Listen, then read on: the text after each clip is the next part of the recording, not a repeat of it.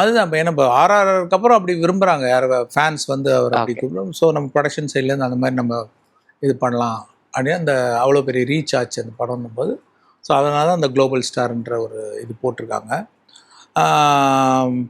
என்னென்னா இந்த கேரக்டருக்கு ஒரு ஒரு 3 டைமென்ஷன் இருக்குது. ம். அப்புறம் வேறு விதமான லுக்கெல்லாம் இருக்குது. அந்த 3 டைமென்ஷனுக்கும் வந்து டிசைன் பண்ணோம் கேரக்டர் எப்படி இருக்கணும் அப்படின்னு சொல்லிட்டு அவர் ட்ரெஸ் எப்படி இருக்கணும், ஹேர் எப்படி இருக்கணும், மீசை எப்படி இருக்கணும், தாடி இருக்கணுமா இருக்கக்கூடாதா. ஒன்று மீசையோடு இருக்கும், ஒரு க்ளீன் ஷேவ் இருக்கும், ஒன்று தாடியோடு ஒன்று இருக்கும், இன்னொன்று கொஞ்சம் நிறைய ஹேர் வச்சு ஒன்று இருக்கும்.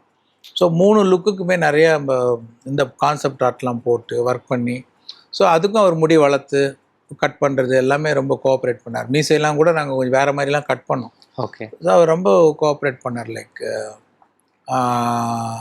ஸோ அது நல்ல டைம் எடுத்தோம், ஆனால் நல்லா வந்தது. அவருக்கு எல்லாமே பொருந்துது, அதுதான் ஒரு நல்ல விஷயம். இன்னொன்று அவருடைய ஸ்க்ரீன் ப்ரெசன்ஸ் ரொம்ப நல்லாயிருக்கு.